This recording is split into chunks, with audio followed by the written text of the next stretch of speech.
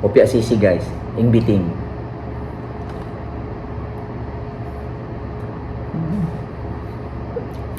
Marasa amin toyo, diba? Di ba? Marasa amin toyo. Ay, daddy, para siyang ano, siopaw asado. Yun. Yun yung... yun yung description nun. Para sa mahopyang asado, isip ko. Para sa asado ng siopaw na nilagay lang dito sa may dough ng hopya. Di ba? Dapat hopya asado, hindi sisi. Sabihin natin doon sa ingbitin.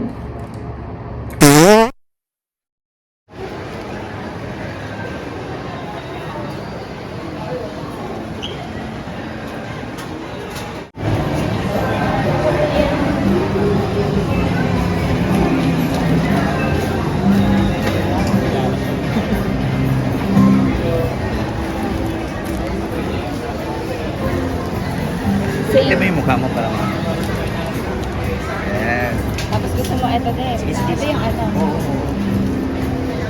Tsaka, Guys ha, naka-seaborn yan ha. Naka-seaborn jacket yan. Ha? recruit. Ako ni Master Noriel.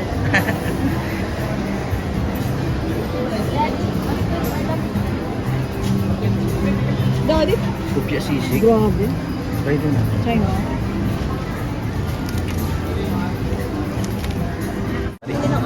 Pareho kasi kami mahilig sa hopya. Kopya man ni popcorn.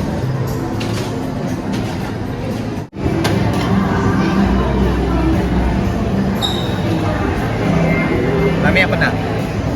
May pera ka pag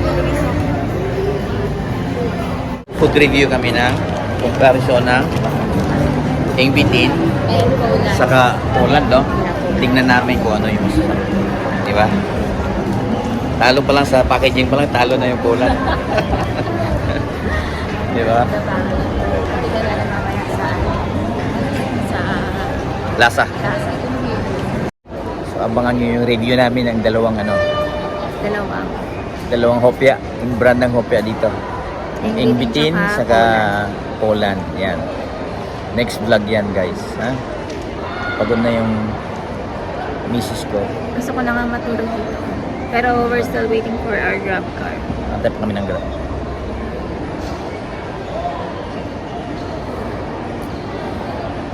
Pinoy Seaman Wanderer with Mami Apple, ha? Collab ito, ha? Collab.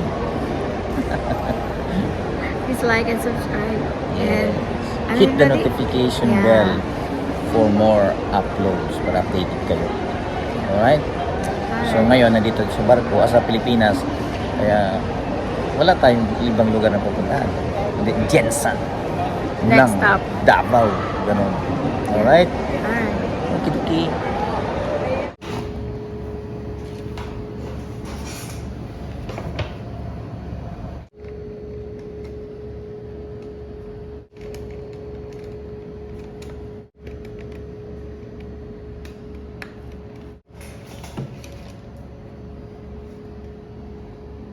So yan ang gagawin namin ngayon. Kukompare namin itong ingbitin na hopya versus tong Poland. First time ko marinig yung Poland. Alam mo ka na to? Galing Polo London to. Alam mo yung Polo London? Hindi. Yun sa Pulong-Mulong. Pulong-mulong. Okay. So, pulong-mulong pala to. Joke yun ha. Hindi ko akala ko ito. Alright. So, titikman natin, kukumpare natin silang dalawa kung ano yung masarap. Dahil wala kaming magawa at wala kaming ginagawa so far. Ayan, di ba? Sa meron kaming wine. Red wine kami dito. Red wine glass pa lang yan. Ayan. Alright. Say hi, mami. Hi, everyone. Siyempre, red wine muna, no? Bago natin i-unpack yung kopya. Ano unahin natin, mami? Of course, ano, dito tayo Yung galing Pulong-Mulong? Hopyang munggo dad. So, cheers muna tayo, mami. Cheers guys ha. Yes.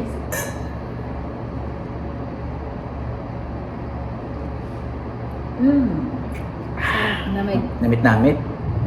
Namit din siya. Ano na ito? Kini. Ining kuan. Yan. Hopyang baboy. Na-intriga ako dito sa hopyang sisig ng imbitin. Diba? Pero hindi natin siya i-compare kasi hopyang baboy ito sa Poland. Ito yung ano natin, Ito na lang lagi. Munggo. yung hopyang munggo. Tsaka ito. Yan. Munggo special. Tsaka munggo na hindi. Ayun na lang, para munggo para fair naman ba? Yes. Na Poland na munggo, na hopya, saka imbitin na munggo din. Kasi hindi natin pwedeng i-compare yung ibang flavor, di ba? Mhm. First time ko marinig to sa buong buhay ko, which is nasa 27 years na existing ko sa mundo. First time. 27, ano? Times 2! Alright. Ate mo pala ako. 35 ka, di ba? Oh, ate. Oo nga, hindi mo Hindi siya halatang 35, dahil mo ka sa 34. Oh, open mo yan, mami. Open ko rin itong imbitin. Ito kasi lagi kong baon sa Pilipinas, sa barko. Pag sumasampa ako. Sa airport kasi meron ito. Yan. So, 5 peraso to. Nagsalita din.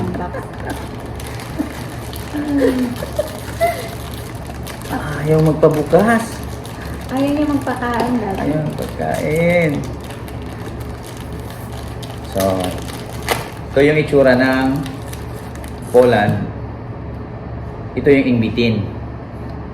Pero, tingnan mo yung diferensya, oh. Yung kapal.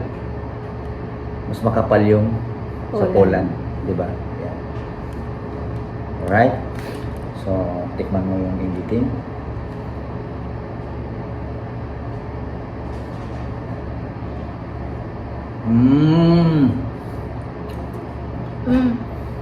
Ano? Sa imbitin yung palaman niya, sobrang chewy. Sobrang soft. Walang magaspang sa loob. Dito naman sa Poland, unang kagat ko pa lang, alam ko na yung diferensya. Flaky ito, na medyo matigas. Di ba?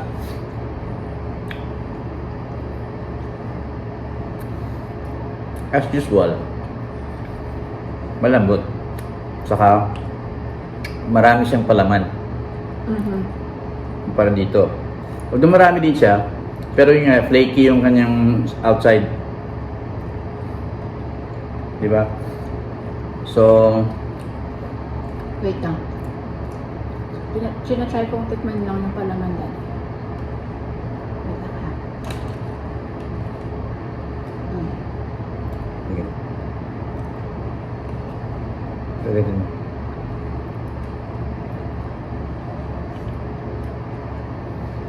Pareho na. No. Mas, wait lang.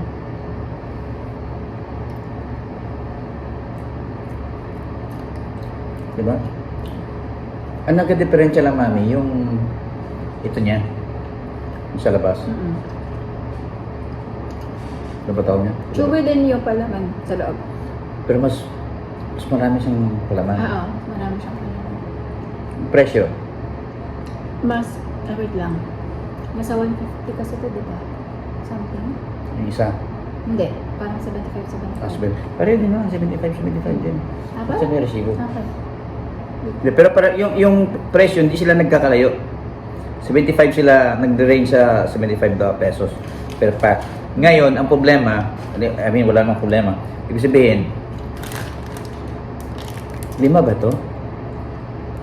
Ito 4 lang, yung imbitin.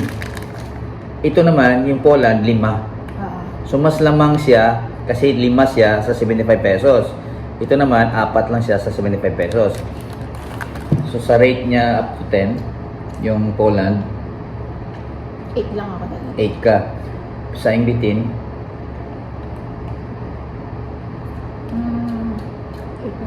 8.5. 8.5. Sa akin, 10 yung imbitin. Hindi ako bias dahil lagi ko nakakain to. Dahil favorite ko talaga to. Pero, ito, hindi siya nagkakalayo, nasa 9 siya. Ang nagka-diferensya lang talaga sa kanya, yung pagkagat mo sa umpisa, medyo may matigas kang ano, tapos, alam mo yun, Yung dough niya. yung dough niya matigas, tapos, may bisita kami. Mm-mm. Tapos, ano, yung messy siya, kasi nga, pagkagat mo, nahuhulog eh. Nahuhulog yung mga flakes ng dough. Hindi naman to, ano, tawag dyan, yung Food review. Ano ba? dough, ano ba tayo? Kilo dough. So, Donut. 10 out of 10 yung ingbitin sa akin. Pero ito 9 out of 10. Hindi na magkakalayo. Presyo, mas lamang si Poland pagdating sa presyo kasi 5 siya eh. 5 pieces siya, unlike dito na 4 lang. Very good. Then, of course, wine. Daddy, Mm. okay. Okay lang magano. Sabi niya dito, May sinabi siya? oo, sinabi siya. Nagsalita kasi siya dati. Sabi niya dito, what defines authentic Chinese style hopya? So, trivia to. It's all in the crust. Ayun. Just like how they make it in China, Macau, Taiwan, and Hong Kong. The hopya crust is flaky. Just like what they said, diba? So, flaky yung crust niya. If it's not flaky, that's Japanese style hopya. So, ito yung ingbitin, Japanese. Could be. Style. Maybe. Pero sa akin lang naman yon. Opinion ko yon, sa akin yon na hindi ko Yeah. medyo nagustuhan yung pagka-flaky niya. Pero totoo yun, Pero flaky yun- yung crust. Pero yun nga ang pagkagawa talaga nito, hindi Ah. lang basta aksidente na flaky siya. Yun talaga, yung may purpose Yun pala talaga talaga siya. siya. So very good. Alright? So, it's one of their specialty. Yung Wala. mong- Pero to be honest, hindi ko siya narinig pa. okay. Ang maganda dito, Daddy, kasi masyado Mas siyang... maganda ka, mami. Thank you so much, Daddy. Pero hindi kasi ako hopya. Pero anyway, ang maganda lang kay Poland, Daddy, masyado siyang innovative kasi ang dami niyang flavors, like merong chocolate, sobrang in demand, merong something caramel, yema, something ganon. So, yun yung maganda din sa kanya. Just like ingredient din. Ito, mami, Innovative. titikman natin to. Pwede- Wala sang kahaling tulad dito sa Poland, pero titikman ko kasi nakita ni Apple sa instant sisig. So, para bang, siyempre, dessert to, di ba? Yeah. How come na nagkaroon ng sisig sa dessert, di ba? So, titikman natin ito mamaya. Parang 2-in-1, Daddy, no? So, ito kasi Chinese to eh. Although Chinese naman yung ano.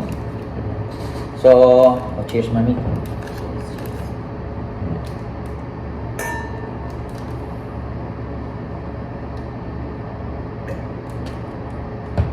Pwede mo rin itong gamitin yung video na to sa iyong channel. May channel to si Mami Apple vlog ni Mami Apple. Search nyo na lang sa YouTube, guys. Subscribe na rin kayo. And i-hit nyo na rin yung notification bell sa mga susunod na uploads ni Mami Apple. Ngayon, pag may nakita kayo sa video niya, na meron din ako sa video ko, alam nyo na. Diba? Nanghiram lang ako ako Diba? ng video. Oo. Daddy, Okay, okay. So, tikman natin tong para ano kayo ha, sisig to ha, hopya sisig ha. Yan o. na-curious kami dyan. Curious kami dito. So, tikman natin. Excited. Dahil kailangan meron baboy yan ha. Baka Okay. dapat crispy. Oo, crispy sa kayo. Gaya nung kinain natin kanina. Kinain namin kasi kanina sisig, crispy sisig sa Manam. Dito sa may Ayala Malls. So ito na yung itsura. Flaky rin siya. Ah, flaky rin. Oh. Di ba? Unang kagat, mami.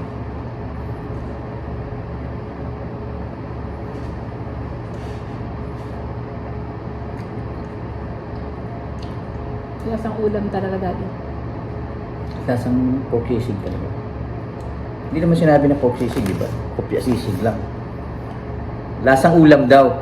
Gusto mo kanin? May kanin doon. Ha?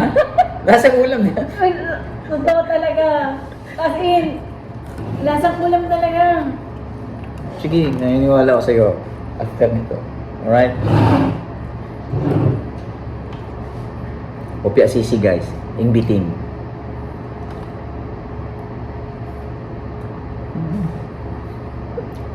Marasama yung toyo, diba? Di ba? Marasama yung toyo. Ay, daddy, para siyang ano, siopaw asado. Yun. Yun yung... Mm, yun yung description nun. Para sa mahopyang asado,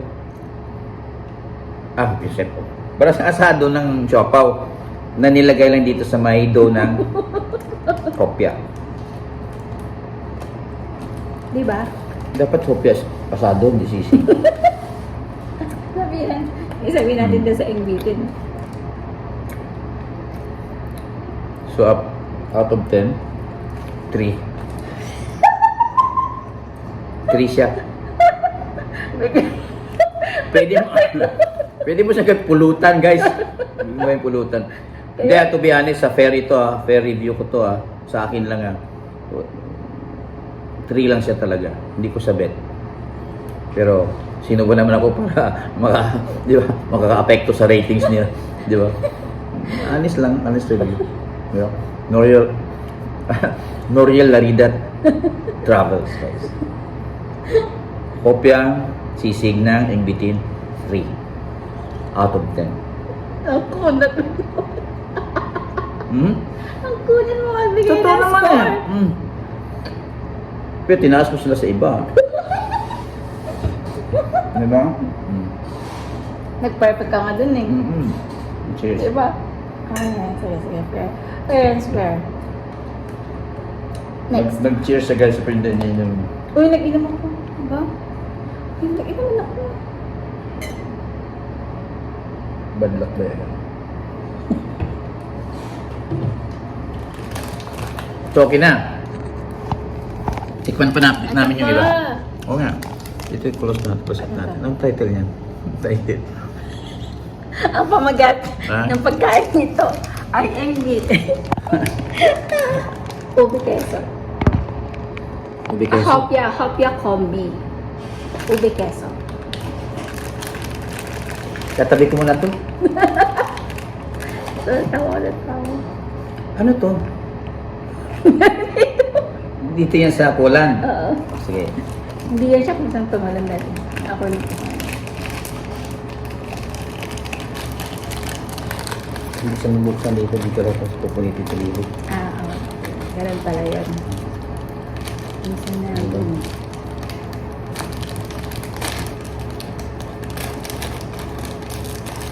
So kanina, while on our way pauwi, sabi ko kay Daddy Noriel na cheese, nakalimutan namin bumili ng cheese. Kasi Diba, para sa magwa-wine and party? cheese sana kami. Yeah. Wine and cheese. Kasi ako sa barko kasi more on wine and cheese ko every night. So naalala ko na meron pala kaming nabiling hopya. Tsaka yung flavor is ubi and cheese. So parang wine and cheese na rin. With hopya. Di ba? So look at this. Ayan yung itsura niya. And let's see.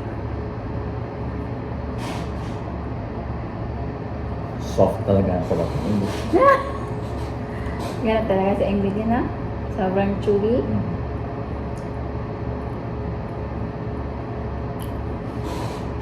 Pagkatapos mo ngayon, yung bang nandito. Magdidikit. Didikit ka sa gilagid mo, sa ngipin mo lang. Uy, masarap yung cheese. Parang cheddar. Hala, wait lang, wala pa akong nalasahan cheese. Parang nalasahan ko lang. Wala. Daddy. Wala. Meron ba yung langka? Wait lang. Baka sa ubi yun. Ube and cheese ba ito? Ah, light lang yung cheese. More on ube. Ang sa isang piraso na kuha So out of 10, Ako? Kung ako, 8.5. 10 pa rin ako guys. Grabe talaga. Favorite ko to, ano ko ba? Balit pa ako nun. Favorite ko siya. Ngayon, malaki na siya.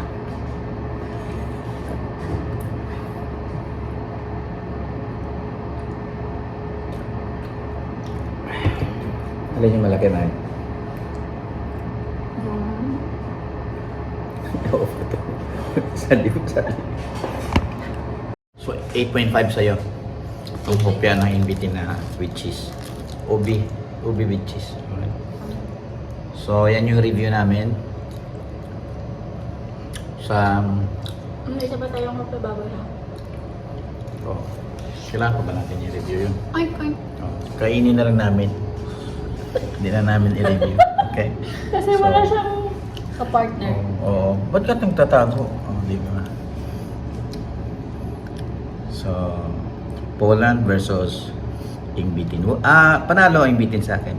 Okay. Pero, siyempre, hindi nagkakalayo sila nung Poland. Pero hindi ko bet yung Opia Sisig. Yeah. Disappoint siya. Hindi siya okay. Hindi naman ako na-disappoint pero Iba yung expectation mo. 3 out of 10 siya. Kumbaga, pag marami akong hopya nang imbitin sa mesa, yun yung pinaka-last kong kakainin. Pag yung tipo na ubos na lahat. Ubos na lahat. Tapos wala. No choice. Diba? Yeah. Kasi, end mo na yung video natin. Okay. Thanks for watching guys. And nabusog kami. Pero busog na kami dati pa. Galing kami doon. Sa Manam. Sisig, saka fresh lumpia ang in-order namin, saka fried rice. Tsaka halo-halo. Saka halo-halo. So yun, busog kami. So dito nagwa-wine-wine lang kami habang siyempre alas 9 pa lang ng gabi. Saka wala namang pasok siya bukas dahil Saturday. Yeah. Diba? So, see you next vlog. Abangan nyo rin yung vlog ni Mami Apple. Kung ano makita nyo rito sa food review na to, ganun din makikita Copy nyo. and paste. Alright? So, vlog ni Mami Apple, yun yung i-attach ko rin dito yung ano niya, channel. Saka Pinoy Seaman Wanderer. Alright? Salamat sa panonood and God bless sa inyong lahat. Good night. God bless. Good night. Tensya na kayo sa aming kwarto ha. Magulo sa likod din ang bibig na ipakita. Oh, kita ba? Oops.